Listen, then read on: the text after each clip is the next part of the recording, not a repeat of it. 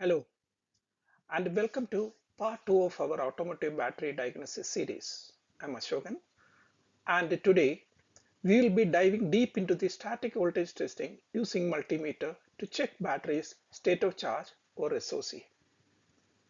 In part 1, we covered visual inspection, the primary and indispensable step for any electrical diagnosis.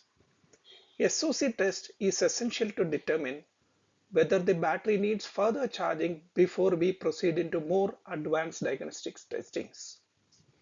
Please note, a detailed demonstration video on this topic will be shared separately where you will see the actual hands-on procedure in real time.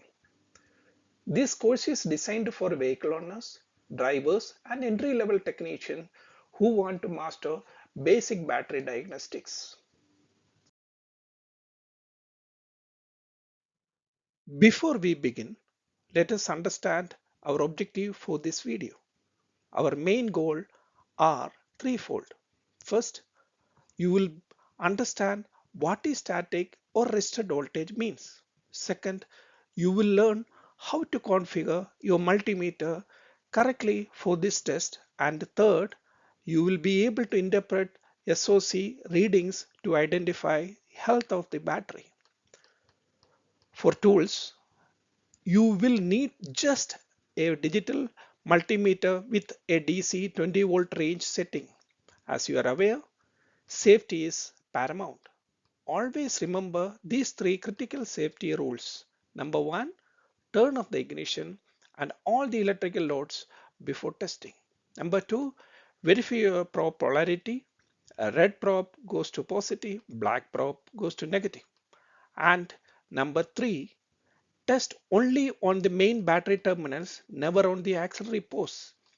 Following these safety protocols will protect both you and the equipments.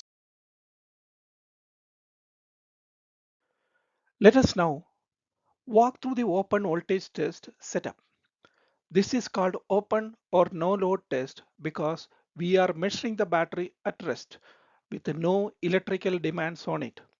This gives us a fast, accurate snapshot of the battery's state of charge before we move on to load testing. Step 1. Preparation. Switch off the ignition and remove the keys. Turn off all accessories like lights, radio, and air conditioning. Here is the critical part. You must wait 30 to 60 minutes after the engine stops. This allows the surface charge to settle and dissipate. If you don't have time to wait Anna, here is a pro tip. Run your headlamps for exactly 2 minutes. This will remove the surface charge and give you accurate reading immediately. Step 2. Setting of multimeter. Set your multimeter to DC 20 volts before connecting anything. Inspect your meter lead carefully. Look for any damage, cracks, or unexposed wires. Make sure that the probe tips are clean and making firm contact with the terminals. Step 3. Connect the probes. Now connect your red probe to the positive terminal and the black probe to the negative terminal. Hold the probe steadily against the terminals. Don't let them slip. Watch the display and take note of the voltage reading. Step 4. Record and decide. Write down the voltage you measured. In a moment, we will compare this to our state of charge reference table to determine what action you need to take. As I mentioned earlier, a detailed video demonstration showing these exact steps will be shared separately so you can watch the actual hands-on procedure. Quick procedure recap. Step 1. Ignition off. Remove keys. Step 2. Eliminate surface charge. Either wait for 30 to 60 minutes or run the headlights for 2 minutes. Step 3. Set your multimeter to DC 20 volts. Red probe to positive, black to negative. Step 4. Record the voltage. If it is above 12.4 volts, you should still consider doing the load test for a complete health check. Some maintenance tips to extend the battery life. Keep your terminal tight and clean. Use terminal brush if you see any corrosion or buildup. Avoid repeated deep discharges. Try not to leave lights on or accessories running when the engine is off. Minimize short trips. Short trips doesn't give the alternator enough time to fully recharge the battery. Here is my professional recommendation. Perform monthly static voltage test. This will simply help to catch the problems early and prevent the unexpected failures. Think of this monthly check as a preventive medicine for your vehicle's electrical system. Now we come to the most critical part of the training video, interpreting the voltage reading. Use this reference table as your diagnostic guide. If your voltage reading is 12.7 volts and above, your battery is fully charged at 100% state of charge. This is excellent. If the voltage is between 12.5 to 12.65 volts, you have 90 to 99% of charge, still good condition. Just to do a visual terminal check and continue normal use. If it is between 12.3 to 12.45 volts, this is a fair territory, around 70 to 89 percentage of state of charge. This might have happened after extended idle time or if lights were occasionally left on. Give it a slow or a trickle charge, then retest after 12 hours. If the measurement is between 12.2 to 12.29 volts, now we are at 50 to 69% partial discharge. This often results from many short trips or a weak alternator. Slow charge the battery, and if the voltage drops quickly after charging, proceed for a load test. If measurement is between 12 to 12.19 volts, this is deep discharge territory.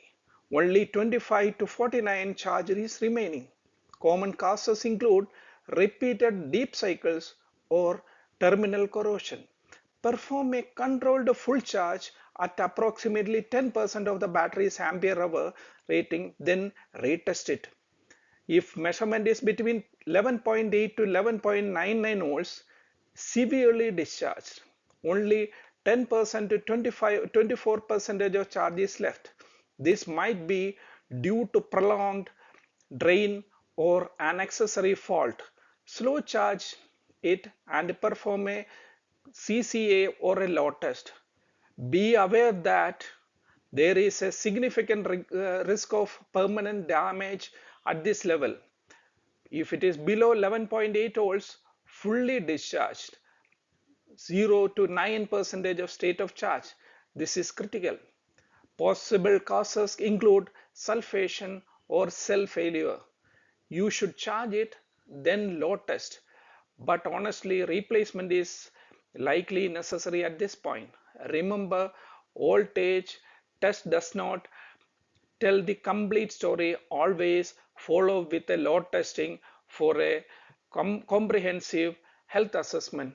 Please remember that the state of charge and your voltage is temperature dependent. So this values which is given is on normal working temperature. Let us talk about the four most common errors people make during the static voltage testing and how you can avoid them. Testing too soon. Many people measure the voltage immediately after turning off the engine. This is a mistake because the battery still has surface charge, which artificially inflates your reading and gives you false state of charge. Always wait for recommended 30 to 60 minutes or use 2-minute trick or by switching on the headlamp to dissipate the surface charge, ignoring the visual clues. Don't just rely on your voltage readings. Look at your battery, corrosion around the terminals, loose clamps, a cracked case, or a swelling. All are red flags that indicate serious problem regardless what voltage you measure. Address the physical issues first before proceeding with the electrical testing. Wrong range or a reversed polarity, using AC setting instead of DC, selecting wrong DC voltage range, or a worse, reversing your props will give you a complete false reading. In cases, this can even damage your multimeter. Always double check red to positive, black to negative, DC 20-volt setting. Rely on open voltage alone. Here is a bottom line. Open circuit voltage testing is necessary, but it is not sufficient for a complete diagnosis. A battery might show good voltage at rest but fail under load. That is why you must follow with the cranking test, on load test to determine true health of your battery. Think of voltage testing as a step one of comprehensive diagnosis, not the final answer. Excellent work. You have now completed part 1 and 2 of our automotive battery diagnosis series. Let me recap what we have covered. We have covered introduction, visual inspection of battery, and static voltage testing. Now, in upcoming videos, we will cover cranking voltage test, parasitic drain testing, and container drain testing. My recommendation is to perform these static voltage checks monthly and whenever you are in doubt about the battery's condition. This simple test can save you from being stranded with a dead battery. Important reminder. As mentioned earlier at the beginning, a separate demonstration video will be shared with you, showing the actual hands-on procedure in real time. Please watch that video to reinforce what you have learned here today.